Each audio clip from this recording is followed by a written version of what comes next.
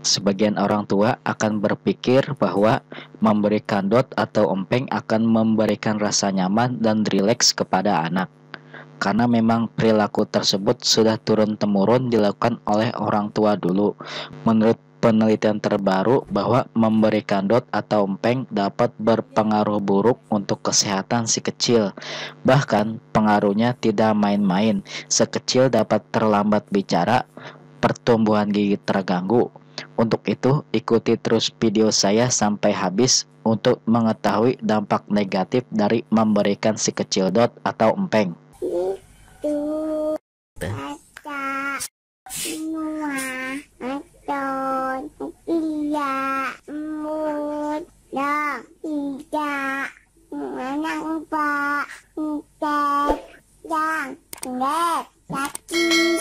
Hai teman semua, kembali lagi bersama saya di channel Bunda Firda. Pada kali ini saya akan membuat video tentang dampak negatif dari pemakaian dot atau empeng.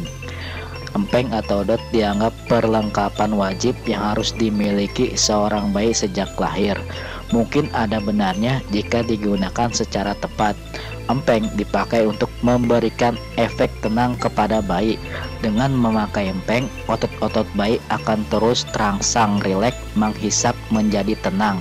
Begitu pula dengan dot. Biasanya botol dot digunakan untuk memberikan ASI perah kepada bayi-bayi yang terpaksa ditinggal mamanya sewaktu-waktu.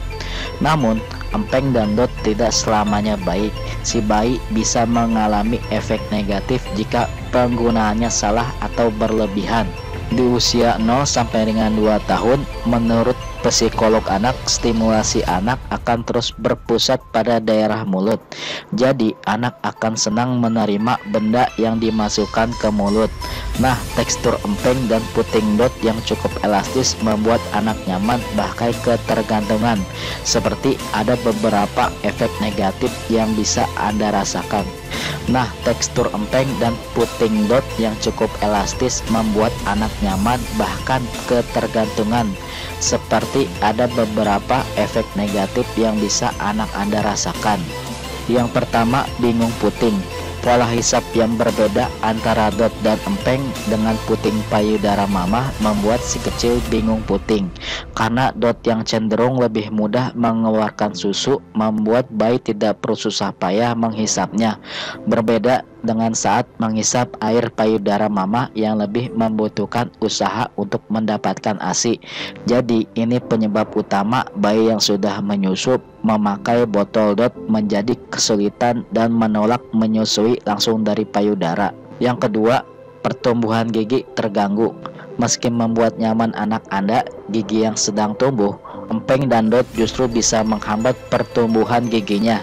Gigi yang akan tumbuh akan terus bertahan sehingga berhambat untuk keluar. Minum susu menggunakan dot juga berisiko merusak gigi anak. Saat nyedot, anak sering tertidur dan susu akan mengenang di mulutnya. Akibatnya bakteri akan tumbuh dan membuat gigi berlubang atau menghitam. Yang ketiga, terjadinya perubahan bentuk rahang. Pertumbuhan gigi yang terganggu juga akan mempengaruhi kondisi gusi dan rahang. Bentuknya bisa berubah atau tidak sesuai ukurannya antara yang di atas dan di bawah.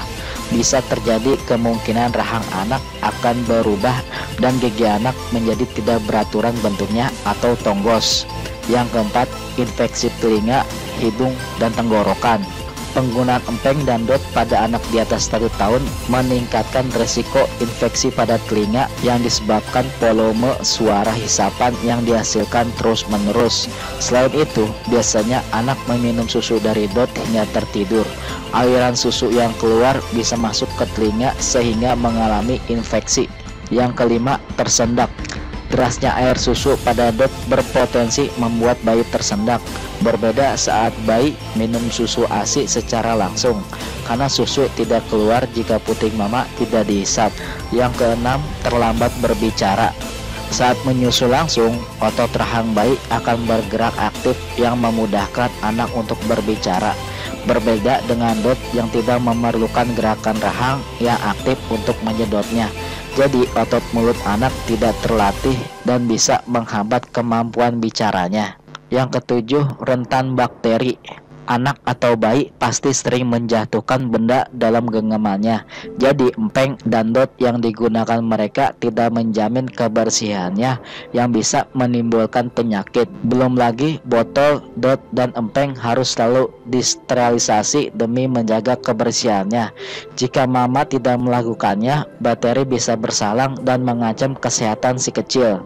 Yang kedelapan, anak menjadi ketergantungan. Rasa nyaman yang diciptakan empeng dan dot saat si kecil menghisapnya akan membuat anak ketagihan.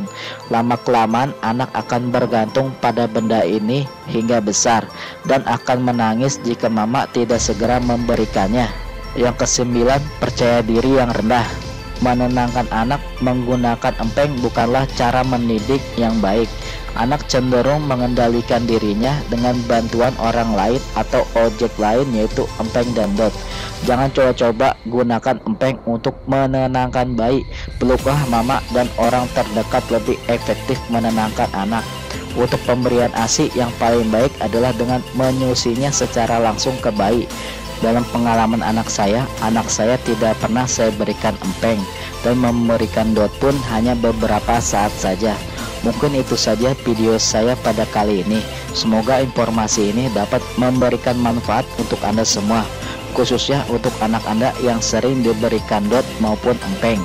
Jangan lupa untuk like, share, dan subscribe video saya agar mendapatkan notifikasi video terbaru dari saya. Bila ada yang ingin ditanyakan, silahkan tulis komentar di bawah. Terima kasih.